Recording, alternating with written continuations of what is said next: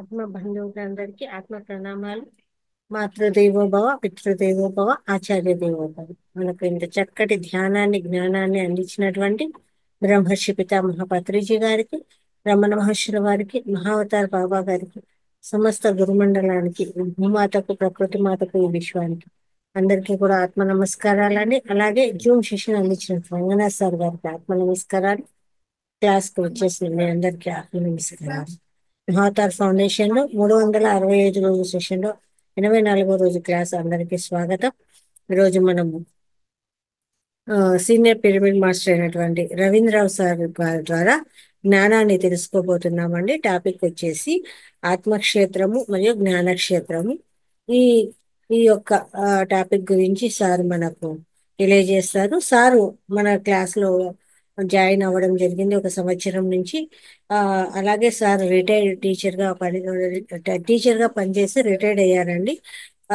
చాలా చక్కగా జ్ఞానాన్ని తెలియజేస్తారు. మనకు మహావతార్ ఫౌండేషన్ లో మూలస్తంభం లాంటి వారు, అంత గ్రేట్ పిరమిడ్ మాస్టర్ అండి సార్. ఆ సార్ కు అందరం కూడా క్లాప్స్ చేస్తూ వెల్కమ్ చెప్దాము.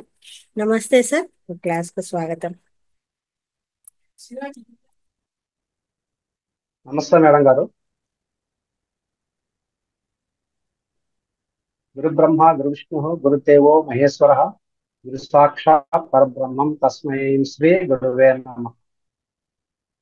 మన యొక్క ధ్యాన గురువు అయినటువంటి పత్రిజీ గారికి, మహావతార్ బాబాకి నా యొక్క ఆత్మ ప్రణామాలు. అట్లాగే ఈ జూమ్ సెషన్ అందిస్తున్నటువంటి రంగనాథ్ మాస్టర్ గారికి, పోస్ట్ గా వ్యవహరిస్తున్నటువంటి లలితా మేడం గారికి, ఈ జూమ్ క్లాస్ పాల్గొనేటువంటి సహధ్యానులందరికీ కూడా నా యొక్క వందనాలు. ఈరోజు మనము ఈ ఆత్మక్షేత్రం గురించి, అలాగే జ్ఞానక్షేత్రం గురించి తెలుసుకుంటాము. ముందుగా ఆత్మక్షేత్రం గురించి తెలుసుకుంటాం. ఆత్మక్షేత్రం అనేది ఇక్కడ మహాభారత యుద్ధంలో మన శ్రీకృష్ణ పరమాత్మ అర్జునుడికి భగవద్గీతని ఉపదేశించే సమయంలో మనకి చెప్పినటువంటి విషయం అన్నమాట. అర్జునుడికి చెప్పున్నాడు, మొత్తం ఆత్మక్షేత్రం గురించి మొత్తం చెప్పేస్తున్నాడు. అప్పుడు అర్జునుడు అంటాడు అనమాట, ఎవరవయ్యా నువ్వు అనేసి అర్జునుడు అడిగితే కృష్ణుని, అప్పుడు అర్జునుడు ఏమంటాడంటే అహమాత్మ గుడాకేశ సర్వభూత శ్రేష్ఠత అహమాదిత్య మధ్యం చ భూతానామంత ఏవచ అంటూ ఆ యొక్క కృష్ణుడు అర్జునుడికి వివరిస్తాడు అనమాట. నేను ఆత్మన్నాయన, నేనే ఐఆమ్ కాన్షియస్నెస్ అంటూ చెప్తాడనమాట. ఆత్మ అంటే ఏంది? నేను నేను నేను అనేటువంటి ఒక ఎరుక అన్నమాట. నేను నేను అంటుంటాం. ఏంది నేను? చిన్నప్పుడు నేనే, 5 సంవత్సరాల వయసు అప్పుడు నేనే, 10 సంవత్సరాల వయసు అప్పుడు నేనే, 20 సంవత్సరాలు వచ్చినా నేనే, 30 సంవత్సరాలు వచ్చినా నేనే, ఎప్పటికీ నేనే. నేననేది మారదు, శరీరం మాత్రం మారుతూ ఉంటుందన్నమాట. ఈ విధంగా శరీరం మారుతూ మారుతూ కొంతకాలానికి 60 సంవత్సరాలు, 70 సంవత్సరాలు కొంత శరీరము శిథిలం అవుతూ ఉంటుంది. శిథిలమైన తర్వాత ఆ యొక్క శరీరాన్ని విడిచి ఆ యొక్క ఆత్మ వెళ్ళిపోతుంది అనమాట. కాబట్టి శరీరం మారిందే కానీ ఆత్మ అనేది, నేననేది మారలేదు అనమాట. ఈ యొక్క ఆత్మ గురించి తెలుసుకోవాలంటే ఈ కొంత జటిలమైంది ఆత్మను తెలుసుకోవాలంటే, కానీ జటిలమైంది కూడా కాదు. ఎట్లాగా? ఇష్టం ఉంటే జటిలమైంది కాదు, ఇష్టం లేకపోతే జటిలమైంది అనమాట, అంటే కష్టమైంది అనమాట. ఇప్పుడు మనము 64 కళలు ఉన్నాయి. సంగీతము, నాట్యము, చిత్రలేఖనము, ఇలా ఉన్నాయి కదా. ఈ మనం నాట్యం నేర్చుకోవాలనుకున్నాం, ఎక్కడికి పోతాము? ఆ నాట్యాచార్య దగ్గరికి పోతాం. మొట్టమొదటి మనం చేయాల్సిన పని ఏంటంటే సంసార క్షేత్రంలో నుంచి బయటకు రావాలి. ఒకటి వేరేది నేర్చుకోవాలంటే దీంట్లో నుంచి బయట రావాలి. సంసార క్షేత్రంలో ఉన్నాను నేను, నా భార్య బిడ్డలు ఉన్నారు కదా, వాళ్ళని పోషించాలి కదా. మరి నేను నాట్యం నేర్చుకుంటా కూర్చుంటే ఎలాగనుకుంటే ఎలాగో నేర్చుకోలేవు కదా. కాబట్టి మొట్టమొదట సంసార క్షేత్రంలో నుంచి బయటకు వస్తే ఇంకో క్షేత్రంలోకి మనకి నాట్యం నేర్చుకున్నానికి పోగలం. ఎప్పుడు కూడా ఒక క్షేత్రం నుంచి ఇంకో బయటకు వచ్చినప్పుడే ఇంకో క్షేత్రాన్ని నేర్చుకోగలుగుతాం అనమాట.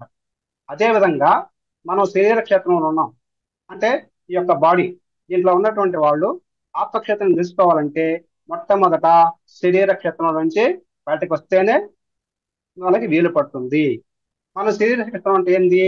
2 కాళ్ళు, 2 చేతులు, 2 కళ్ళు, 2 చెవులు, ముక్కు, నోరు, ఉదరము, ఇంకా లోపలికి పోతే గుండె, ఊపిరితిత్తులు, అట్లాగే కాలేయము, లివరు, చిన్న ప్రేవులు, పెద్ద ప్రేవులు, ఇదంతా కలిసి శరీర క్షేత్రం అంటున్నాం మనం. మరి ఈ శరీర క్షేత్రం అంటే బయటకు వస్తేనే మనకి ఆత్మక్షేత్రం అనేది విదితం అవుతుంది అనమాట, అంటే తెలుసుకోగలుగుతాం. ఒక చిన్న పిల్లవాడు ఉన్నాడు, అతనికి తండ్రి ఎంతో కష్టపడి ఆ పిల్లవాడికి సాగుతున్నాడు, అంటే చాలా కష్టపడి పనిచేస్తున్నాడు, పిల్లవాడిని సాగుతున్నాడు. ఆ పిల్లవాడు ఎట్లా ఉంటాడంటే ఎన్నో కోరికలు ఉంటాయి అతనికి. ఎంత కష్టపడి ఎన్నో కోరికలు ఉంటాయి, నాకు చాక్లెట్ కావాలి, బిస్కెట్లు కావాలి, సినిమాకు తీసుకుపోనన్ను, నాకు సైకిల్ కావాలి, బొమ్మలు కావాలి అని రకరకాలు అడుగుతుంటాడు. తండ్రి పడే కష్టము ఆ పిల్లవాడికి తెలియదు. ఎప్పుడు తెలుస్తుంది? ఆ పిల్లవాడు కూడా పెరిగి పెద్ద అయినప్పుడే ఆ యొక్క తండ్రి పడే కష్టం తెలుసుకుంటారు అన్నమాట. దీనికి ఒక చిన్న ఉదాహరణ ఏంటంటే, ఒక బీటెక్ చదివినటువంటి విద్యార్థి ఈ సాఫ్ట్వేర్ ఉద్యోగానికి ఇంటర్వ్యూకి వెళ్ళారనమాట. వెళ్ళినప్పుడు అక్కడ ఇంటర్వ్యూలో వాళ్ళు అడిగిన ప్రశ్నలన్నిటికీ కూడా చక్కగా సమాధానం చెప్పాడు. చివరిలో ఆ ఇంటర్వ్యూ చేసే వ్యక్తిని వీళ్ళు కోరుకుంటారు అనమాట. అయ్యా, మా తల్లిదండ్రులు చాలా పేదవాళ్ళు, కాబట్టి నాకు ఈ ఉద్యోగం ఖచ్చితంగా కావాలి, వాళ్ళని నేను చక్కగా చూసుకోవాలి అనుకుంటానని వాళ్ళు వేడుకుంటారు అనమాట. అప్పుడు వాళ్ళు అడుగుతారు, మీ తల్లిదండ్రులు ఏం చేస్తున్నారు అనేసి. అయ్యా, మా తల్లిదండ్రులు ఈ యొక్క కాగితాలు ఏరుకుంటుంటారు, అట్లాగే ఈ పాత సామాన్లు, ఇనుప సామాన్లు ఉన్నాయి కదా, అవి ఏరుకునేసి వాటిని అమ్మగా వచ్చిన డబ్బుతో కుటుంబాన్ని జరుపుకుంటున్నాము, చాలా మేము పేద స్థితిలో ఉన్నాము, కాబట్టి మాకు ఖచ్చితంగా ఈ ఉద్యోగం ఇవ్వాలని అడుగుతారు. అప్పుడు వాళ్ళు చెప్తారు, నీకు ఖచ్చితంగా ఉద్యోగం ఇస్తాం, కానీ నువ్వు ఇంటికి వెళ్ళేసేసి ఒక 3 రోజులు మీ తల్లిదండ్రులు ఏ పని చేస్తున్నారో ఆ పని చేసి తర్వాత రా, అప్పుడు మీకు ఉద్యోగం ఇస్తా ఉంటాను అనమాట. సరే అని అట్లాగనేసి ఆ పిల్లవాడు పోతాడు అనమాట. ఇంటికి వెళ్ళేసేసి పక్క రోజు వాళ్ళ తల్లిదండ్రులు ఏ విధంగా పనిచేస్తున్నారో అదే విధంగా ఈ అబ్బాయి కూడా ఒక గోతం తీసుకునేసి ఆ కాగితాలు ఏరుకుంటూ ఆ రేకులు అలాంటివన్నీ తీసుకుంటూ సేకరిస్తుంటారు అనమాట. ఆ క్రమంలో అప్పటికి చేతులంతా కూడా తెగతాయి, అలవాటు లేని పని కదా, ఆ చేతులు తెగతాయి, కాళ్ళు తెగతాయి అనమాట. ఒక్క రోజుకి అతను అర్థమైపోయింది, ఏంది, నా తల్లిదండ్రులు ఇంత కష్టపడి పనిచేస్తున్నారా, నేనేదో అనుకుంటున్నాను, వాళ్ళు ఏదో కాగితాలు ఏరుకునేసి ఆ యొక్క ఇనప ముక్కలు ఏరుకునేసి ఆ డబ్బుతో సంపాదించిన అనుకున్నాను, కానీ ఈ విధంగా ఒళ్ళంతా చీరుకుపోయేటట్టు పనిచేస్తున్నారు అనేసి ఆ అబ్బాయి చాలా బాధపడేసి వెంటనే పక్క రోజు ఆ ఇంటర్వ్యూ చేసిన వ్యక్తుల దగ్గర ఆఫీస్కి వెళ్ళేసి చెప్తారనమాట.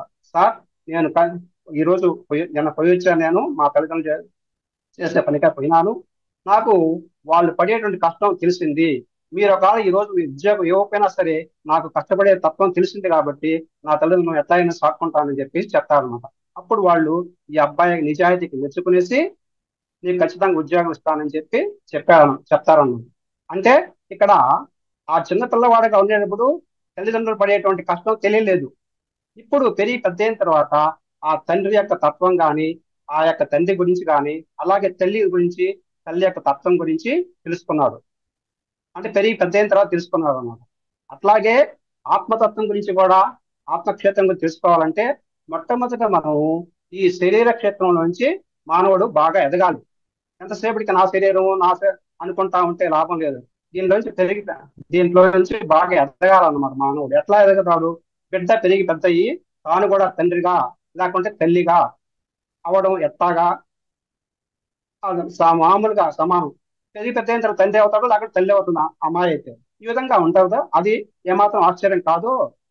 అట్లాగే ఈ యొక్క శరీర క్షేత్రంలో ప్రతి ఒక్కరు కూడా కొంతకాలానికి ఈ యొక్క పరిణామ క్రమంలో జన్మ పరంపరలో, అంటే ఒక జన్మలో రాకపోవచ్చు, జన్మాలు తీసుకునే కొద్దీ ముందుకెళ్తూ ఉంటారన్నమాట. ఆత్మక్షేత్రంలో ఖచ్చితంగా ప్రవేశిస్తారు. అంటే ఈ యొక్క శరీర క్షేత్రం ఉండేవాళ్ళు ఈ జన్మలు తీసుకునే కొద్ది మనకి 400-500 జన్మలు అనుకుంటున్నాం కదా, ఆ విధంగా ఒక్కొక్క జన్మకి కొద్దిగా కొద్దిగా మెచ్యూర్ అవుతూ ఆత్మక్షేత్రంలో ప్రవేశించడానికి వీలుంటుంది. ఈ యొక్క ఆప్తక్షేత్రంలో ప్రవేశించినప్పుడు శరీర క్షేత్రంలో ఉంటాడు కదా అనుకున్నాం, ఉంటాడు, ఎక్కడే బాడు శరీరంలో ఉంటాడు. ఆత్మక్షేత్రం ప్రవేశించినా కూడా శరీరంలో ఉంటాడు. ఆ 2 కాళ్ళు, 2 చేతులు, తల అన్ని అక్కడే ఉంటాయన్నమాట. కానీ శరీర క్షేత్రంలో ఉంటూనే ఆత్మక్షేత్రంలో మనిషిగా పనిచేస్తూ ఉంటాడు అనమాట. శరీర క్షేత్రంలో ఉంటాడు, కానీ అతను ఆత్మక్షేత్రంలో మనిషిగా పనిచేస్తుంటాడు. అతను చేసేటువంటి ప్రతి ఆలోచన గాని, ప్రతి మాట గాని, అతని యొక్క పని గాని, అంటే మనస వాచ కర్మను, అంటే ఏది ఆలోచిస్తాడో అదే మాట్లాడతాడు, అదే చేస్తాడు అనమాట. ఇది ఆత్మక్షేత్రం నుంచి వస్తుంటుంది. అది ఆత్మక్షేత్రంలో ప్రవేశించిన మనిషి యొక్క లక్షణం. ఈ యొక్క అర్జునుడు మనం చెప్తున్నాం కదా, అర్జునుడికి కృష్ణుడి గురించి ఎంత మాత్రం తెలియదు. అతను తెలిసిందల్లా ఎంతవరకు అంటే నా యొక్క కృష్ణుడు నా బావ, నా యొక్క స్నేహితుడు, అంతవరకే గాని అతని గురించి పూర్తిగా తెలియదు అనమాట. భగవత్ భగవద్గీత విన్న తర్వాత కూడా అతను బావ చెప్పాడు కాబట్టి యుద్ధం చేశాడే గాని ఆత్మ గురించి మాత్రము ఆ అర్జునుడికి ఏమాత్రము అర్థం కాలేదు. అందువల్లనే యుద్ధంలో అభిమన్యుడు చనిపోయినప్పుడు కృష్ణుడిని నిందిస్తాడనమాట. చాలా కృష్ణుడి మీద చాలా కోప్పడతాడు. కాబట్టి అతనికి ఆ ఆత్మజ్ఞానం లేదు. భగవద్గీత అన్నటువంటి అర్జునుడికి ఆత్మజ్ఞానం, ఈ యొక్క భగవద్గీత అర్థం కాకపోతే మనకి ఎలా అర్థమవుతుంది, ఎప్పుడు అర్థమవుతుంది అంటే ప్రతి ఒక్కరు కూడా యోగీశ్వరుడు అయినప్పుడు మాత్రమే ఆ యొక్క ఆత్మజ్ఞానాన్ని అర్థం చేసుకోగలరు. ఇక్కడ ఒక ఉదాహరణ, ఒక చిన్నపిల్లవాడు ఉన్నాడు. ఈ చిన్నపిల్లవాడు వాళ్ళ నాన్న అడుగుతాడు అనమాట, నాన్న నేను ఎలా పుట్టాను అనేసి. ఆ యొక్క ప్రశ్నకి అతి చిన్న పిల్లవాడికి 5 ఏళ్ళు 6 ఏళ్ళ పిల్లవాడికి దానికి సమాధానం తల్లి చెప్పగలదా? చెప్పలేడు. ఎందుకని చెప్పినా కూడా అబ్బాయికి అర్థం కాదు కాబట్టి. అందువల్ల సులభంగా అర్థమయ్యే దానికోసం ఏం చెప్తాడు, దేవుడు పుట్టించాడు నాయన అని చెప్తాడు అనమాట. కాబట్టి ఈ శరీర క్షేత్రం ఉండేటి వాడికి సత్యాన్ని చెప్పడం చాలా కష్టము. ఇక్కడ శరీర క్షేత్రం ఉన్నటువంటి హిరణ్యకశిపుడికి ఈ ఆత్మక్షేత్రం ఉన్నటువంటి ప్రహ్లాదుడు ఏమీ కూడా చెప్పలేకపోయాడు. అంటే ఈ యొక్క హిరణ్యకశిపుడు శరీర క్షేత్రం ఉన్నాడు, ప్రహ్లాదుడు ఆత్మక్షేత్రం ఉన్నాడు అనమాట. అందువల్ల అతనికి ఏం చెప్పలేకపోయాడు. అతను చెప్పినా అతను అర్థం కాదు. ఇక్కడ ఏంటంటే ఆత్మక్షేత్రంలో ఎవరైతే ఉంటారో వాళ్ళకి శరీర క్షేత్రం ఉండే వాళ్ళందరూ కూడా ఆ యొక్క దాని గురించి తెలుసుకుంటూ ఉంటారన్నమాట. కానీ శరీర క్షేత్రం ఉండే వాళ్ళకి ఆత్మక్షేత్రం గురించి తెలియదు. హిరణ్యకశిపుడి గురించి ప్రహ్లాదుడికి బాగా తెలుసు, కానీ ప్రహ్లాదుడి గురించి హిరణ్యకశిపుడికి తెలియదు అనమాట. ఇది అక్కడ తేడా. కాబట్టి ఈ యొక్క శరీరం నాది, ఇది నేను అనుకునే వాళ్ళు ఎప్పుడు కూడా పక్క వాళ్ళని చంపాలి అనేసి ఏదో ఒకటి చేయాలనేసి ఎప్పుడు దుష్ట ఆలోచన చేస్తూ ఉంటారు అనమాట. అలాగే ఈ యొక్క హిరణ్యకశిపుడు కూడా ఏం చేశాడు, ప్రహ్లాదుడిని అతని అర్థం కాక ప్రహ్లాదుని చంపించడానికి ఎన్నోసార్లు ప్రయత్నం చేస్తాడు అనమాట. కొండల నుంచి దూకేస్తాడు, అట్లాగే ఈ యొక్క ఏనుగు చేత తొక్కిస్తాడు, పాములతో కనిపిస్తాడు. కానీ ప్రహ్లాదుడికి మాత్రం చావు లేదు. ఎందుకని? ప్రహ్లాదుడు ఆత్మక్షేత్రం కాబట్టి. అదేవిధంగా అంగుళీమాలుడు కథ తెలుసు మనకి. అంగుళీమాలుడు అనేవాడు ఈ బాద్షాలందరినీ కూడా చంపి వాళ్ళ యొక్క వేళ్ళని ఏమంటే కట్ చేసుకునేసి దండగా గుచ్చుకునేసి మెల్ల వేసుకునేవాడు అందుకని అతనికి అంగుళీమాలుడు అనే పేరు వచ్చింది. అతనికి ఒకసారి బుద్ధ భగవానుడు ఎదురొస్తాడు అనమాట. మామూలు ప్రకారము ఆ యొక్క అంగుళీమాలుడు కత్తి తీసుకునేసి బుద్ధ భగవానుడి మీదకి పోతాడు అనమాట. బుద్ధ భగవానుడు ఎట్లా ఉంటాడు, నిశ్చలంగా నిర్మలంగా ఎంతో తేజవంతంగా చూస్తాడు. అతనికి దయార్థ హృదయంతో చూస్తాడు అనమాట. చూసినప్పుడు అంగుళీమాలుడు ఆ యొక్క చూపులకి అతనికి మతి భ్రమించిపోయింది. అతను ఎంతో పరవశించిపోయేసి ఈ యొక్క కత్తిని కింద పడేసేస్తాడు అనమాట. ఆయన పాదాల మీద పడేసి తర్వాత రోజుల్లో ఆ యొక్క బుద్ధ భగవానుడికి శిష్యుడిగా తయారైపోతాడు అనమాట. కాబట్టి ఈ ఏం చేయలేకపోయాడు అనమాట. ఈ యొక్క చంపడము సావడం అనేటువంటిది శరీర క్షేత్రం యొక్క ధర్మం. చంపకపోవడము సావకపోవడం అనేది ఆత్మక్షేత్రం యొక్క ధర్మం అన్నమాట.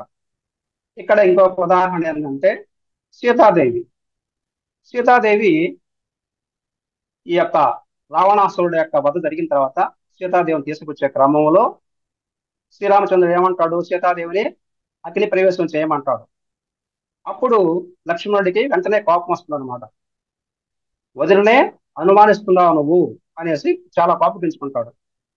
కానీ అప్పుడు రాముడు నవ్వుతాడు అనమాట. లక్ష్మణుడికి అర్థం కాలేదు. ఎందువల్ల?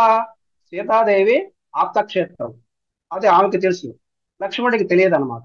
ఆమె ఆప్తక్షేత్రం కాబట్టి ఆమె సంతోషంగా అగ్ని ప్రవేశం చేసింది. లక్ష్మణుడు శరీర క్షేత్రం కాబట్టి రాముడు చెప్పిన మాటకి అర్థం చేసుకోలేక అతను కోపపడడం జరిగింది అనమాట.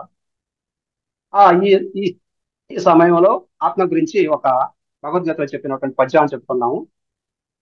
నయనం చిందంతి శస్త్రాణి నైనం దహతి పావకః నైనం క్లేదయం త్యాపో నశోషయతి మారుతః.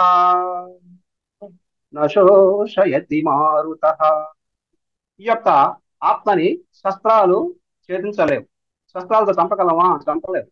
అట్లాగే అగ్ని దహించలేదు. నీరు తడపజాలదు, గాలి ఎందింపలేదు అనమాట. కాబట్టి ఆత్మ అనేది నాశనం లేనిది. ఇక్కడ మనం తెలుసుకోవాల్సిన విషయం ఏంటంటే, రెండు విషయాలు తెలుసుకుందాం మనం ఇప్పుడు. శరీర క్షేత్రం ఒకటి, ఆత్మక్షేత్రం వేరు. శరీర క్షేత్రం వేరు, ఆత్మక్షేత్రం వేరు. ఈ యొక్క మన యొక్క మునీశ్వరులు, ఈ వాల్మీకి కానీ, ఈ ఆ, ఈ వ్యాస మహర్షి కానీ, వీళ్ళందరూ కూడా రామాయణ మహాభారతాలు రచించారు కదా. ఈ రెండు విషయాలు చెప్పేదానికోసం, ఏ శరీర క్షేత్రం వేరయ్యా, ఆత్మక్షేత్రం వేరయ్యా అని చెప్పేదానికోసమే ఈ రామాయణ మహాభారతాలని మనకి అందించడం జరిగింది. ఇప్పుడు మనం ఆత్మక్షేత్రం గురించి తెలుసుకుంటున్నాం. ఇక్కడ నేను, మేను అనేటువంటి రెండు ఉన్నాయి. నేను అంటే ఎవరు? ఆత్మ. అంటే ఈ యొక్క ఆత్మక్షేత్రం అన్నమాట. మేను అంటే శరీరం. కాబట్టి నేను వేరు, మేను వేరు. శ్రీకృష్ణుడు ఆత్మక్షేత్రంలో ఉన్నాడు కాబట్టి ఈ యొక్క అర్జునుడికి ఆ యొక్క గీతను ఉపదేశిస్తూ ఏం చెప్తాడు? అహమాత్మ గుడాకేశ సర్వభూత శ్రేష్ఠిత అంటాడు అనమాట. అంటే సకల ప్రాణికోటి హృదయాల్లో అంటే ఆత్మల్లో నేనే ఉన్నాను అర్జున అని చెప్పేసి చెప్పడం జరిగింది. అదేవిధంగా మన యొక్క చేతికి 5 వేళ్ళు ఉన్నాయి. చెయ్యి ఒకటే, కానీ వేళ్ళు 5 ఉన్నాయి. 5గా రూపాంతరం చెంది ఉన్నాయి. అన్ని వేళ్ళకి కలిపి ఒకటే చెయ్యి ఉంది మనకి. అన్ని జీవుల్లో కూడా ఒకే ఆత్మ నిండి ఉంది. జీవులంట్లో ఉండేది ఒకటే ఆత్మ. అనేక నేనులు, ఆత్మ అంటే నేను అని చెప్పుకున్నాం కదా, అనేక నేను అనేది లేదు, ఉండేది ఒకటే ఆత్మ. నేను అంటే గూఢాత్మ. ఆ గూఢాత్మనే బ్రహ్మం అన్నారు. గూఢాత్మను ఏమన్నారు? బ్రహ్మం అన్నారు. అక్కడ వేమన గారు ఒక పద్యం చెప్తున్నారు. బ్రహ్మమనంగ వేరే పరదేశమున లేదు, బ్రహ్మమనంగ తానే బట్ట బయలు, తన్ను తానెరిగిన తానెపో బ్రహ్మంబు విశ్వదావిరాము వినురవేమ. ఇక్కడ బ్రహ్మం అంటే ఎక్కడో లేదు నాయన, నిన్ను నువ్వు తెలుసుకుంటే అది నీకు బ్రహ్మంగా ఉంటుందనేసి చాలా చక్కగా ఆ యొక్క వేమన గారు మనకు చెప్పడం జరిగింది. ఇక్కడ మనం కళ్ళతో చూస్తూ ఉంటాము, చెవులతో వింటున్నాం, నోటితో మాట్లాడుతున్నాము. మరి ఎవరు ఇవన్నీ చేసేది? దీని వెనకుండే శక్తి ఎవరు? నేనంటే ఎవరు? ఆత్మ. ఇది తెలుసుకున్నామంటే ఆత్మక్షేత్రం గురించి మనకి పూర్తిగా అర్థమైనట్లే. అంటే మన శరీరంలో ఆత్మ ఉండి, ఆత్మ శరీరంలో ఉన్న అవయవాల ద్వారా ఈ పనులన్నీ చేయిస్తుందని తెలుసుకుంటున్నాను అనమాట. అట్లాగా ఈ నేను అనేది, ఆత్మ అనేది మేనులో ఉన్నప్పుడు శివం. ఈ నేను అనేది మేనులో నుంచి ఎప్పుడైతే నిష్క్రమించిందో అది శవం అయిపోతుంది అనమాట. అంటే ఆత్మ లేకపోతే శవమే కదా. కాబట్టి శరీర క్షేత్రంలో ఉన్నటువంటి ప్రతి ఒక్కరికి అనుక్షణము ఎప్పుడు కూడా శంకలు, భయాలు, ఆందోళనలు, కోపము, చిరాకు ఉంటాయి శరీర క్షేత్రంలో ఉంటే. అదే ఆత్మక్షేత్రం ఉండే వారికి అనుక్షణం కూడా ఆనందంగా ఉంటారు. వాళ్ళకి ఎలాంటి భయాలు లేవు, ఎలాంటి కోపాలు లేవు. నీటి మీద, ఈ తామరాకు మీద నీటి బొట్టులాగా ఎప్పుడు నిశ్చలంగా ఉంటారు అనమాట. అది ఆత్మక్షేత్రంలో ఉన్నటువంటి వ్యక్తుల యొక్క గుణం అన్నమాట. కాబట్టి ప్రతి ఒక్కరు కూడా ఆత్మక్షేత్రంలోకి ప్రవేశించాలి. ఆత్మక్షేత్రంలో ఉన్న వాళ్ళందరూ కూడా ఏం చేయాలి? శరీర క్షేత్రం ఉండే వాళ్ళని కూడా ఆత్మక్షేత్రం తీసుకొచ్చడానికి ప్రయత్నం చేయాలి. మనం ఆత్మక్షేత్రం ఉన్నాం సరే, శరీర క్షేత్రం ఉన్న వాళ్ళని కూడా ఆత్మక్షేత్రంలోకి తీసుకొచ్చాలని మనం ప్రయత్నం చేస్తూనే ఉండాలి. అదేవిధంగా శ్రీకృష్ణ పరమాత్మ రాయబారానికి పోయాడు. ఆయన ఆత్మక్షేత్రం ఉన్నాడు కాబట్టి ఈ యొక్క శరీర క్షేత్రం ఉండేటువంటి కౌరవుల్ని మార్చాలనే ఉద్దేశంతో రాయబారానికి పోయేసి ఎన్నో విధాల ప్రయత్నం చేశాడు. కానీ కౌరవులు శరీర క్షేత్రం ఉన్నారు కాబట్టి వాళ్ళు మారలేదు. చివరికి యుద్ధమే జరిగింది. ఇక్కడ వరకు మనం రెండు విషయాలు తెలుసుకున్నాం. ఒకటి శరీర క్షేత్రము, రెండు ఆత్మక్షేత్రం. శరీర క్షేత్రం వేరే, ఆత్మక్షేత్రం వేరే. నేను వేరు, నేను వేరు. నేనంటే ఎవరు? ఆత్మ. నేను అంటే శరీరం. అంటే నేను వేరు, నేను వేరు.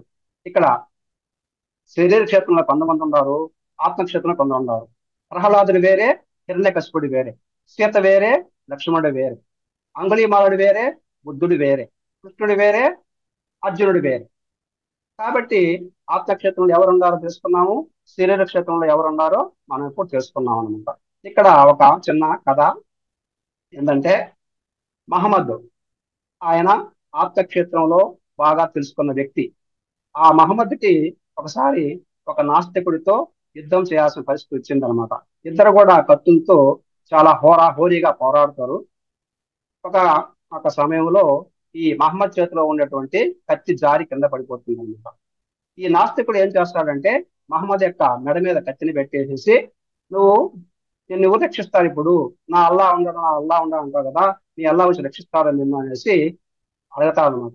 అప్పుడు ఆ మహమ్మద్ ఏమంటాడంటే, అవును ఖచ్చితంగా నా అల్లా నన్ను రక్షిస్తాడు అని ఎంతో నిశ్చలంగా నిర్భరంగా సూటిగా అతని యొక్క నాస్తికుడి వైపు చూస్తాడనమాట. ఆ నాస్తికుడికి ఆశ్చర్యం వేస్తుంది. ఏందిరా మెడ మీద కత్తి పెట్టినా కూడా నా అల్లా రక్షిస్తా అంటున్నాడు అనేసి ఆడికి వణికి పుట్టేసేసి ఆ చేతిలో ఉండే కత్తిని కాస్త కింద పడేసుకుంటాడు. కింద పడేసుకున్నప్పుడు వెంటనే మహమ్మద్ ఏం చేస్తాడు, ఆ కత్తిని తీసుకునేసి ఈ యొక్క నాస్తికుడి మెడ మీద పెట్టేసి, ఇప్పుడు నిన్ను రక్షిస్తారా అని అడుగుతాడు అనమాట. నన్ను నా యొక్క అల్లా రక్షించాడు కదా, నిన్ను రక్షిస్తారు, నువ్వు దేవుడిని నమ్మవు కదా, నిన్ను రక్షిస్తాను అడుగుతాను అనమాట. అప్పుడు ఆ నాస్తికుడు ఆ తప్పు తెలుసుకునేసి నన్ను క్షమించమని అడుగుతాడు. అప్పుడు మహమ్మద్ ఏమంటే అతన్ని పంపించడం జరుగుతుందన్నమాట. ఇది ఆప్తక్షేత్రంలో ఉండే వాళ్ళ యొక్క గొప్పతనం. అంటే వాళ్ళు ఎలాంటి పరిస్థితులు వచ్చినా కూడా, ఎట్టి పరిస్థితుల్లో కూడా తనకరు బెనకరు నిశ్చలంగా ఉంటారు అనమాట. అది ఆత్మక్షేత్రం యొక్క గొప్పతనం. ఇప్పటి వరకు మనం ఆత్మక్షేత్రం తీసుకున్నాము. తర్వాత రెండవది జ్ఞానక్షేత్రం తీసుకున్నాం. జ్ఞానక్షేత్రము, జ్ఞ జ్ఞ అంటే తెలుసుకోవడం, జ్ఞ అంటే తెలుసుకోవడం, అంటే జ్ఞానక్షేత్రం అంటే తెలుసుకునే క్షేత్రము. వాస్తవానికి మనం అందరం కూడా ఆత్మ పదార్థాలు. ఆత్మ పదార్థం ఆత్మ పదార్థం ఈ యొక్క ఆత్మ పదార్థం శరీర క్షేత్రం ప్రవేశించింది. ఈ సృష్టి అంతా కూడా తెలుసు తెలియదు అనేటువంటి ఒక చట్టంలోనే ఉంది. ఒక చట్టం, కొంత తెలుసు అలా తెలియదు, ఈ విధంగా అలాంటి చట్టంలో బిగించబడి ఉందన్నమాట. ఇది నిరంతరం తెలుసుకుంటూ ఉండాలి. ఈ తెలుసుకుంటుండటమే జ్ఞానక్షేత్రం. ఎలాగా, ఇప్పుడు నాకు సంగీతం రాదు, సంగీతం నాకు రాదు, అలా నేర్చుకోవాలి కదా. ఫలానా వ్యక్తి సంగీతం బాగా పాడతాడు, పాటలు బాగా పాడతాడు, అతని దగ్గరికి పోయి నేర్చుకోవాలనుకుంటాం అనమాట. అతనికి సంగీత జ్ఞానం ఉంది, ఆయన చక్కగా పాడతాడు. మన సంగీతం లేదు కదా, మనం నేర్చుకోవాలి. మనం పోయేసి అయ్యా నాకు సంగీతం నేర్పించు అని చెప్పినప్పుడు ఆ రానాయన కూర్చోబెట్టుకునేసి నేర్పిస్తాడు. మొట్టమొదటి దేంతో ప్రారంభిస్తాడు, సరిగమ పదనిస్తే ప్రారంభిస్తాడు అనమాట. సరిగమ పదనిస్తా ఆ విధంగా ప్రారంభించేసి క్రమక్రమంగా నేర్పించుకుంటూ ఒక్కొక్కటి నేర్పించుకుంటూ వస్తాడు. మొదట కొన్ని అపస్వరాలు వస్తూ ఉంటాయి, తర్వాత సుస్వరాలు వస్తుంటాయి. అట్లాగా క్రమంగా నేర్చుకునేసి పూర్తిగా సుస్వరాలు వచ్చేసేసి చివరికి కీర్తనలు పాడే స్థాయికి వస్తాడనమాట. ఈ విధంగా ఈ మొట్టమొదటానికి సంగీత జ్ఞానం ఉండిందా, లేదు. నేర్చుకుంటేనే కదా వచ్చింది, గురువు దగ్గర పోయి నేర్చుకుంటేనే వచ్చిందనమాట. కాబట్టి మొదట ఏమి లేదు. ఏమి లేదా అంటే ఉంది.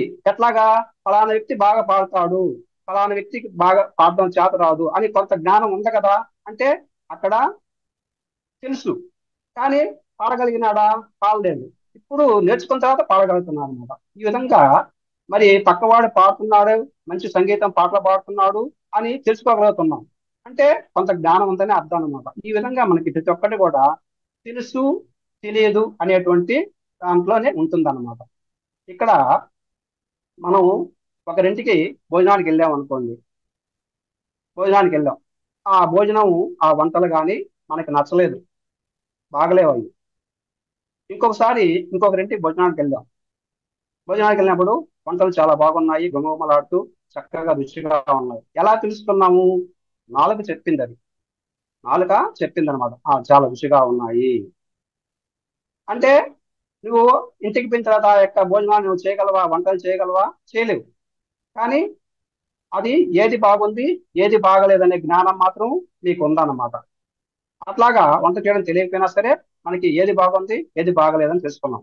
అట్లాగే ఇందాక మనం చెప్పుకున్న ఉదాహరణలో సంగీత జ్ఞానము నీకు లేదు నిజంగా, కానీ ఏది మంచి సంగీతము ఏది మంచి సంగీతం కాదు తెలుసుకునే శక్తి ఉందన్నమాట. అంటే అది అక్కడ చెవి ద్వారా తెలుసుకున్నాం. ఇక్కడ భోజన పదార్థాల గురించి రుచి రుచి తెలుసుకున్నాం కాబట్టి ఇక్కడ నాలుగు చెప్పింది. ఇక్కడ ఏమంటే చెవి చెప్పింది అనమాట సంగీతం. ఏది మంచి సంగీతము, ఏది మంచి సంగీతం కాదని చెవి చెప్పింది అనమాట. ఈ విధంగా ఈ జ్ఞానేంద్రియాలు మనకి తెలుసు కదా, 5 జ్ఞానేంద్రియాలు ఉన్నాయి. కన్ను, ముక్కు, చెవి, నాలుక ఇవన్నాయి. ఈ 5 జ్ఞానేంద్రియాల ద్వారా ఒక్కొక్క దాని ద్వారా ఒక్కొక్క జ్ఞానాన్ని మనం పొందుతున్నాం. మన కళ్ళు ఉన్నాయి. కళ్ళ ద్వారా మనం ఏం చేస్తున్నాము? చక్కని ప్రకృతిని, సూర్యోదయాన్ని, చంద్రోదయాన్ని, సూర్యాస్తమనాన్ని, ఇంద్రధనుస్సుని, ఇలాగా రకరకాలైనటువంటి మంచి దృశ్యాలని చెవుల ఈ కళ్ళ ద్వారా చూస్తున్నాం. చెవుల ద్వారా మనం మంచి సంగీతాన్ని వింటున్నాం అన్నమాట. అట్లాగే నాలుక ద్వారా మంచి రుచిని తెలుసుకుంటున్నాం. చర్మం ద్వారా స్పర్శని, అంటే వేడిగా ఉందా చల్లగా ఉందా తెలుసుకోగలుగుతున్నాం అనమాట. ఈ విధంగా ఈ 5 కూడా మనకి ముక్కు ద్వారా సువాసనలు, మంచి వాసనలు తెలుసుకుంటాము, చెడు వాసనలు తెలుసుకుంటాం. ఇదంతా కూడా ఏంటంటే జ్ఞానక్షేత్రము. అంటే ఒక్కొక్క అవయవము ఒక్కొక్క జ్ఞానాన్ని ఇస్తుంది మనకి. కాబట్టి దీన్ని జ్ఞానక్షేత్రం అంటారు అనమాట. అదేవిధంగా మంచి చెడుల గురించి కూడా కొంత తెలుసుకుంటూ ఉంటాం అనమాట. ఏది మంచి పని, ఏది చెడ్డ పని, ఏది చేయొచ్చు, ఏది చేయకూడదు. ఇప్పుడు ఆహారమే ఉంది. ఎక్కువ తినాలనా, తక్కువ తినాలనా? ఎక్కువ తింటే ఆయాసం వస్తుంది, లేకుండా అరగదు, కడుపు నొప్పి రావచ్చు.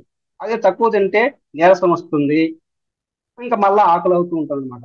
మితంగా తింటే మనకి సరిపోతుంది. కాబట్టి ఆ జ్ఞానం మనకు కలిగింది. అది శరీరానికి సంబంధించింది కాదు. దేనికి సంబంధించింది? మనకి మధ్యస్థంగా ఉంది కాబట్టి జ్ఞానం చేసుకున్నాం. ఇది శరీరానికి సంబంధించింది కాదు, మనకి మనసుకు సంబంధించింది అనమాట. మనసుకు సంబంధించిన జ్ఞానం అనమాట ఇది. ఈ విధంగా మంచి చెడులను కూడా మనం తెలుసుకోగలుగుతున్నాం. ఈ జ్ఞానక్షేత్రం అనేది చాలా విస్తారమైంది. చాలా విస్తారం జ్ఞానక్షేత్రం అనేది. ఈ ఎలా తెలుసుకోవాలంటే, ఒకసారి దేవతలు వాళ్ళకి ఏదో సమస్యలు వచ్చేసేసి, దేవతల సమస్యలు వచ్చినప్పుడు ఎక్కడికి పోతారు? పరమేశ్వరుడి దగ్గరకో, విష్ణుమూర్తి దగ్గరకో, బ్రహ్మ దగ్గరికి అక్కడ మొదలు పరిగెత్తుకుంటూ పోతారు అనమాట. వాళ్ళు బాగా తపస్సు చేసుకునేసి ధ్యానం చేసేసి, బాగా తీవ్రమైన ధ్యానం చేసేసి సూక్ష్మ రూపాలు పొంది, సూక్ష్మ రూపాల నుంచి కారణ రూపాల్లోకి, కారణ రూపాల నుంచి మహాకారణ రూపాలకు మారిపోయేసి మహాకారణ లోకానికి పోతారన్నమాట. అంటే అక్కడ సత్యలోకానికి పోతారు. సత్యలోకంలో కైలాసంలో పరమేశ్వరుడి దగ్గరికి పోవడం జరిగింది. వీళ్ళు పోయే సమయానికి పరమేశ్వరుడు ధ్యానంలో ఉన్నాడు అనమాట. వీళ్ళు పక్కన నిలబడుకొని ఉంటారు. కాసేపటికి ఆ యొక్క పరమేశ్వరుడు కళ్ళు తెరిచి చూసి, ఈ దేవతను చూసి, ఏమైనా వచ్చారు, ఏం సంగతి అని అడుగుతారు అనమాట. వీళ్ళు పైన సంగతి పక్కన పెట్టుకునేసి పరమేశ్వరుడు ప్రశ్నిస్తారన్నమాట. స్వామి, మీరు మహాకాలం లోపల ఉన్నారు. ఇక్కడ మీరే కదా అందరికంటే ఉన్నతోన్నతులు, అందరికంటే గొప్ప మీరే కదా, మీరెందుకు ధ్యానం చేస్తున్నారు అని చెప్పి అడగడం జరిగింది అనమాట పరమేశ్వరుడిని. మీరే కదా అందరికంటే గొప్ప, మీరు మళ్ళీ ధ్యానం చేస్తున్నారు, ఎందుకు చేస్తున్నారు అడిగాను అనమాట. అప్పుడు పరమేశ్వరుడు చెప్పేసి చిరునవ్వు నివ్వి చెప్తాడనమాట. కాడిని తన్నేవాడు ఉంటే తలదన్నేవాడు ఒకడు ఉంటాడు నాయన. నేను నేర్చుకుంది ఎన్నో ఎన్నో ఏళ్ళుగా నేను ధ్యానం చేస్తున్నాను. నేను నేర్చుకుంది కొంతే, ఇంకా నేర్చుకోవాల్సింది ఇంకా చాలా ఉంది అని చెప్తారన్నమాట. కాబట్టి దేవతలు ఆశ్చర్యపోతారు. ఆ విధంగా జ్ఞానం అనేది, నేర్చుకోవాల్సింది అనేది అనంతము అనేసి పరమేశ్వరుడు ద్వారా తెలుసుకున్నాం అనమాట. అంతే, జ్ఞానం ఇంతవరకు నేర్చుకున్నాము, ఇంత ఆగిపోయేదని ఇంకేం లేదు, ఇంకా ఉంది. అది నేర్చుకునే కొద్దీ వస్తూనే ఉంటుంది అనమాట. అట్లాగే మనకి ఈ మధ్యకాలం అదే మనకి ఎప్పుడో పురాతన కాలం జరిగింది, అదే ఆ దేవతలకు సంబంధించింది. మనకి ఇప్పుడు జరిగిన సంగతిలో, ఈ మధ్య జరిగిన సంగతిలో ఇక్కడ ఓలేటి వెంకటేశ్వరరావు అనేసి ఒక అద్భుతమైనటువంటి సంగీత విద్వాంసుడు, కర్ణాటక సంగీతంలో విద్వాంసుడు ఉన్నాడు అనమాట. ఆయన యొక్క గురువు శ్రీపాద పినాకపాణి. ఆ ఓలేటి వెంకటేశ్వరరావు గారి గురువు శ్రీపాద పినాకపాణి గారు అనమాట. ఈ వెంకటేశ్వరరావు గారిని బొంబాయి వాళ్ళు తెస్తారన్నమాట. సార్ ఒకసారి మా యొక్క బొంబాయికి వచ్చేసి సంగీత కచేరీ చేయండి అని చెప్పి తెస్తారన్నమాట. ఈయన వెంకటేశ్వరరావు గారు అక్కడికి వెళ్ళేసి ఆ సభ నిర్వాహకులు ఏమంటే ఆయన పరిచయం చేసేటప్పుడు చెప్తారనమాట. మన వెంకటేశ్వరరావు గారు ఆంధ్ర నుంచి వచ్చారు, ఆయన కన్నడ సంగీతంలో మంచి విద్వాంసులు, వాళ్ళ యొక్క గురువు శ్రీపాద పినాకపాణి గారు అని చెప్తారన్నమాట. అప్పుడు ఆ యొక్క సభ అయిపోయిన తర్వాత అక్కడ ఉండే సభికులు, ముఖ్యులు దగ్గరికి పోయేసి, వెంకటేశ్వర దగ్గరికి పోయేసి, సార్, మీ యొక్క గొంతు చాలా మధురంగా ఉంది, మీ గాత్రం చాలా బాగుంది, కానీ మీ యొక్క గురువు గారు ఉన్నారే ఈ యొక్క శ్రీపాద పినాకము, ఆయన గొంతు అంత మార్గంగా ఉండదు కదా అని అడుగుతారు అన్నమాట. అప్పుడు వెంకటేశ్వర గారు ఏం సమాధానం చెప్తారంటే, మీకు నా యొక్క జ్ఞానం వరకే మీకు పరిమితం, మీరు నా గురువు ఆయన నాకు గొప్ప, ఆయన గొప్పతనం మీకు ఎట్లా తెలుస్తూ, మీరు నా వరకే పరిమితం. మీరు ఆ వెంకటేశ్వర గారు బాగా పాడారు అంతవరకే తెలుసు మీకు, కానీ నా గురువు పినాకపాణి గారు ఆయన గొప్పతనం నాకు తెలుసు అని చెప్పి చెప్తారు అనమాట. అంటే ఈ విధంగా దేవతలందరికీ కూడా పరమశివుడి వరకే పరిమితం వాళ్ళు.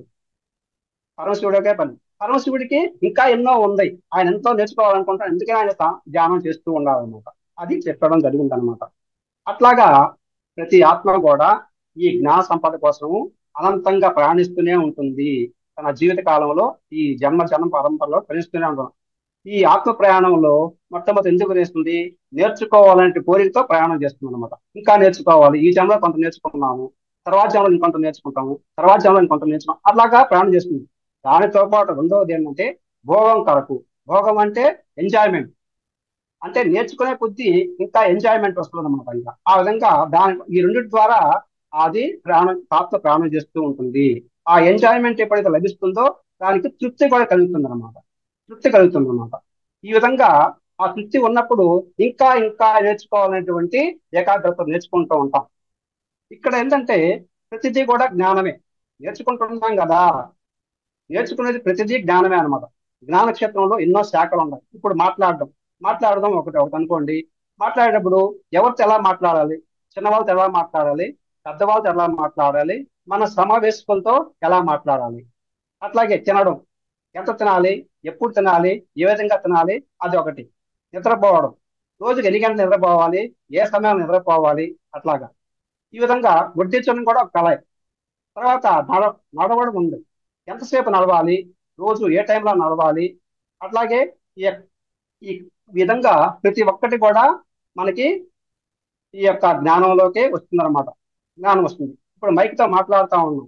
మాట్లాడేటప్పుడు మైక్ దగ్గరగా పెట్టి మాట్లాడుకోవాలన్నా, దూరంగా పెట్టి మాట్లాడాలా అనేసి ఈ విధంగా చెప్పుకుంటూ ఉంటాం అనమాట. మొదట మాట్లాడేటప్పుడు వణుకొస్తుంది. సభ అంతమంది జనాలను చూడంగానే వణుకు వచ్చేస్తుంది అనమాట. కాసేపు మాట్లాడంగానే కొంతవరకు స్టడీ అవుతాయి. అట్లాగా మాట్లాడుతూ మాట్లాడుతూ ఉంటే అంతా కూడా తెలిసిపోతుంది. అది ఆ యొక్క జ్ఞానం గురించి. ఇకపోతే లౌకిక జ్ఞానం అనేది ఒకటి ఉంది. లౌకిక జ్ఞానం అంటే ఏంటంటే కొంతమందికి, అంటే ఈ ప్రపంచ జ్ఞానం, అందరితో మాట్లాడడం చాలా బాగొచ్చు, ఎక్కడికి పోయినా కూడా ఏ పనినైనా కూడా సాధించుకొని రాగలరు. అంటే వాళ్ళ యొక్క వాక్చాతుర్యంతో సాధించుకొని రాగలరు అనమాట. అది లౌకిక జ్ఞానం అంటారు. కానీ వాళ్ళకి ఆత్మజ్ఞానం లేదు కొంతమందికి. వాళ్ళలో ఆత్మజ్ఞానం లేనప్పుడు ఇంట్లో ఒక మనిషి చనిపోయాడు, ఏడుస్తూ కూర్చో ఉంటారు అనమాట. అంటే దాని అర్థం ఏంది, ఆత్మజ్ఞానం లేదని అర్థం అనమాట వాళ్ళకి. బయటకు పోయేసి ఎంత పని అయినా చేసుకొని రాగలడు, కానీ ఇంట్లో మాత్రం ఆత్మజ్ఞానం కారణం వల్ల కొడుకు చనిపోతేనే ఏడుస్తూ కూర్చో ఉంటాడు. అట్లా కాదు కొంతమందికి ఏమంటే ఆత్మజ్ఞానంలో పండితులుగా ఉంటారు వాళ్ళు. కొంతమంది వాళ్ళు ఇంట్లో కొడుకు చనిపోయినా కూడా నవ్వుతూనే ఉంటారు వాళ్ళు, ఏం పట్టనట్టుగా నవ్వుతూ ఉంటారు అన్నమాట. వాళ్ళకి ఆత్మజ్ఞానం ఉన్నారు కాబట్టి. అదే వాళ్ళని బయటకు పోయి ఒక పని చేస్తారు ఆయన అంటే, నా వల్ల కాదు పో, మీరే చేసుకోపోయినాను అంటే అతనికి లౌకిక జ్ఞానం లేదు. అంటే ఆత్మజ్ఞానం ఉండే వాళ్ళకి లౌకిక జ్ఞానం ఉండదు కొంతమందికి, లౌకిక జ్ఞానం ఉండే వాళ్ళకి ఆత్మజ్ఞానం ఉండదనేసి ఈ ఉదాహరణ ద్వారా తెలుసుకున్నాం అనమాట. కాబట్టి ప్రతి మనిషికి కూడా అన్ని రకాల జ్ఞానాలు ఉండాలి. కేవలం ఆత్మజ్ఞానమే ఉండే లౌకిక జ్ఞానం లేకపోయినా కష్టమే కదా. కాబట్టి అన్ని రకాల జ్ఞానాలు ఉండాలి, సకల విద్య పారంగతులు కావాలన్నమాట. ఆ విధంగా ప్రయత్నం చేసి ప్రతిదీ నేర్చుకుంటూ ఉండాలన్నమాట. ఇక్కడ మానవుడు అంటేనే మనసు కలిగిన వాడు. ఒక్క మానవుడికే ఆత్మతో పాటు మనసు కూడా ఉంది. పరవ ఏ జీవికి కూడా మనసు లేదు. పరవ జీవులకి, మానవుడికి ఒక్కడికే మనసు ఉంది. ఒక స్వామి దీని గురించి చెప్తూ ఏం చెప్తాడంటే, ఒక చీమ తన బరువు కంటే కూడా 10 రెట్లు బరువుని లాగగలదు. అంటే చీమ ఒక సపోజ్ ఒక గ్రామ్ ఉందనుకోండి, 10 గ్రాముల బరువును లాగగలదు అంటారు. అదే మనిషి ఒక 50 కేళ్ళ బరువు ఉంటాడు, 5 కేళ్ళ బరువు లాగగలదా? లాగలేడు. కారణం ఏంటంటే ఆ చీమకి ఏకాగ్రత ఉంది, దానికి మనసు లేదు. కాబట్టి ఎప్పుడు ఏకాగ్రతలో ధ్యానంలోనే ఉంటాయి. ఈ చీమ గాని, ఏనుగు గాని, చేప గాని, పక్షి గాని, ఇవన్నీ కూడా ఎప్పుడు ధ్యానంలోనే ఉంటాయి. మనసు లేదు కాబట్టి వాటికి వేరే ఆలోచన లేదు. కానీ మనిషికి ఈ యొక్క మనసు అనేది ఉంది కాబట్టి ఈ మనసు ఏం చేస్తుంది, ఆత్మశక్తిని క్షీణింపజేస్తూ ఉంటాడు. రకరకాల ఆలోచనలు చేసి క్షీణించిపోతున్నాడు. కాబట్టే అక్కడ అతను ఆ యొక్క పనిని చీమ చేసే పని ఇతను చేయలేకపోయాడు. అంత చిన్న చీమ 10 రెట్లకు లాగినప్పుడు ఇంత పెద్ద మానవుడు 10 రెట్లు ఎందుకు లాగలేకపోతుంది అంటే అతనికి ఆత్మశక్తి లోపించింది అనమాట, క్షీణించిపోయింది. కాబట్టి ఈ యొక్క మనసుని మనం కంట్రోల్ చేసుకోవాలి. కంట్రోల్ చేసుకోవాలంటే ఏం చేయాలి? ఆత్మశక్తిని మనం పెంచుకోవాలి. పెంచుకోవాలంటే ఏం చేయాలి? మనసు ఎప్పుడైతే శూన్యం అవుతుందో అది అప్పుడు ఎప్పుడు శూన్యం అవుతుంది? ధ్యానం చేస్తేనే శూన్యం అవుతుంది.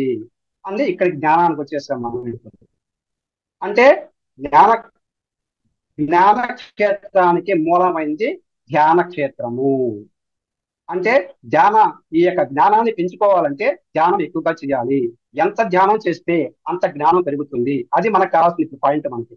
కాబట్టి మనం ఎక్కువగా ధ్యానం చేసే కొద్దీ అంత జ్ఞానం మనకి పెరుగుతూ ఉంటుంది. జ్ఞానం ఎక్కువ అవుతూ ఉంటుంది, మనకి ధ్యానం ఎక్కువ చేస్తుంటే జ్ఞానం పెరుగుతూ ఉంటుంది అనమాట. ఈ జ్ఞానం అనేది అనంతం, ఇంతవరతో అయిపోయిందని లేదు.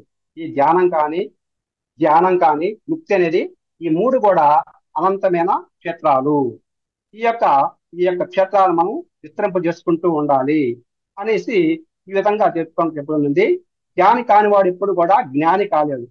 మొదట జ్ఞాని అయితేనే అతని జ్ఞాని అవుతాడు అనమాట. కాబట్టి ఈ జ్ఞాని అయినటువంటి వాడు ఏ రంగంలో అయినా సరే అతను సులభంగా ఆ ఆ పనిని నెరవేర్చుకోగలుగుతాడు అనమాట. అందుకే మనం చిన్నప్పుడే పిల్లలకి ధ్యానాన్ని నేర్పించాలి. చదువు కంటే ముందు ధ్యానం నేర్పించాలి. పసి పిల్లలకి 5 సంవత్సరాల వయసు నుంచి ఇంకా చిన్నప్పుడే నేర్చుకోవచ్చు. మనం కూర్చోవాలి, వాళ్ళని కూర్చోబెట్టాలి. కనీసం 10 నిమిషాలు వాళ్ళు కూర్చొని పెడితే వాళ్ళు ఖచ్చితంగా ధ్యానంలో మంచి నిష్ణాతులు అవుతారు. ఎందుకంటే వాళ్ళకి సులభంగా, వాళ్ళకి చిన్నతనంలో ఎలాంటి పక్క ఆలోచనలు ఉండవు కాబట్టి ధ్యానం సులభంగా కుదురుతుంది వాళ్ళకి. కాబట్టి వాళ్ళకి చిన్నప్పటి నుంచే మనం ధ్యానం అలవాటు చేసుకోవాలి. తర్వాత స్టడీస్ పెట్టామంటే సులభంగా నేర్చుకుంటారు. వాళ్ళు వాళ్ళకి మంచి కాన్సన్ట్రేషన్ కుదురుతుంది కాబట్టి ఏకసంత్రాగారులుగా మంచి మార్కులు వస్తాయన్నమాట వాళ్ళకి. కాబట్టి చిన్నప్పటి నుంచే వాళ్ళకి ధ్యానం నేర్పించుకోవాలి అభ్యసింది. మనం ఇప్పుడు దాకా నేర్చుకుంది ఏంటంటే ఆత్మక్షేత్రం తీసుకున్నాము, జ్ఞానక్షేత్రం తీసుకున్నాము, ధ్యానక్షేత్రం తీసుకున్నాము. ఇక్కడ ఆత్మక్షేత్రం అనేది చాలా సింపుల్. ఏంది? నేను శరీరాన్ని కాదు, నేను ఆత్మనయ్యా, అయిపోయింది. నేను శరీరాన్ని కాదు, నేను ఆత్మను అని చెప్పేశాం అంటే ఆత్మక్షేత్రం అయిపోయింది. ఒక వాక్యంతో అయిపోయింది అనమాట. అదే ధ్యానక్షేత్రం ఉంది, చాలా సింపుల్. ధ్యానక్షేత్రం కూడా ఎట్లాగో, అయ్యా నువ్వు కళ్ళు మూసుకో, చేతుల్లో చేతులు పెట్టుకో, కాళ్ళు క్రాస్ చేసుకో, అట్లాగా చెప్పేసేసి మీరు కళ్ళు మూసుకొని శ్వాస మీద ధ్యాస పెట్టు. ఈ విధంగా చెప్పినప్పుడు నీ యొక్క మనసు నిర్మలం అవుతుంది.